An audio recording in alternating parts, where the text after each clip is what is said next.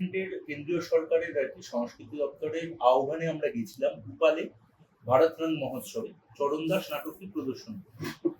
সেখান থেকে ফেরবার সময় রেলের পুলিশ এবং যারা রেলের অ্যাটেন্ডেন্ট রয়েছে তারা যেভাবে বিভিন্ন ভাষায় আমাদের আক্রমণ করেছে, যাদের লোক যেভাবে ঢুকিয়েছে পয়সা নিয়ে, তাতে আমাদের যাত্রী সুরক্ষা তো ভুলেই যান, মানে যাত্রী সুরক্ষা বলে কিছু ছিল না। এবং আজকে ঘুমো স্টেশনে যে ঘটনাটা ঘটলো, পুরো আর্মস নিয়ে সেখানকার স্থানীয় লোক আমাদের খোঁজবার জন্য চড়াও হয়েছিল।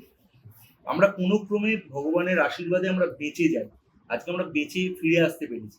এই বাংলার প্রতি বারবার যে বঞ্চনা কেন্দ্রীয় সরকারের সংস্কৃতি দপ্তরকে জানানোর পরেও তারা কোনো রকম স্টেপ নেয়নি।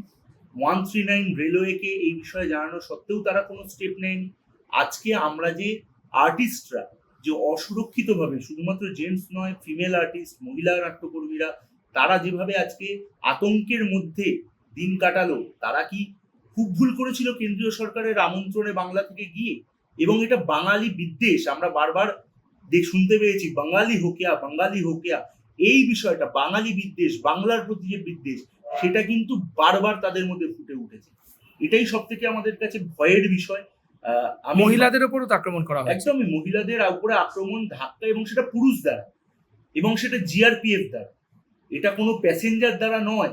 তারা ঢুকে আসছে যাতে প্যাসেঞ্জারকে ঢুকতে দেওয়া হয়, যারা অবৈধ প্যাসেঞ্জার, প্যাসেঞ্জার বলতে অবৈধ প্যাসেঞ্জার, যাদের টিকিট নেই তাদেরকে ঢুকিয়ে দেওয়ার জন্য তারা ঠেলে আসছে। যখন আমাদের মহিলা অভিনেত্রীরা তার প্রতিবাদ করে, তাদেরকে ধাক্কা দেওয়া হয়। তার ভিডিও আমরা আপনাদেরকে দিয়েছি, আপনাদের কাছেও রয়েছে, এবং সেটা মানে লাইভ রয়েছে। তারা কিভাবে ট্রমাটাইজড হয়েছে, আমাদের যে ফেসবুক পেজ সেখানে গেলেই দেখতে পারবেন।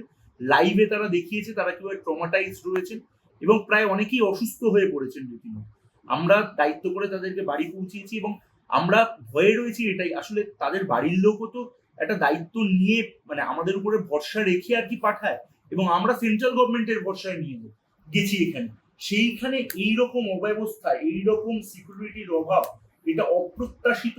এবং আমার মনে হয় এটার বিরুদ্ধে প্রতিবাদ গুরুতরভাবে হওয়া উচিত। আজকে আমাদের নাট্য দলের সঙ্গে হয়েছে, আগামী দিনে বাংলা বিদ্বেষী মনোভাব সেন্ট্রাল গভর্নমেন্ট যেভাবে দেখাচ্ছে, তাতে সমূহ বিপদ হয়ে দাঁড়াচ্ছে বাংলার ক্ষেত্রে।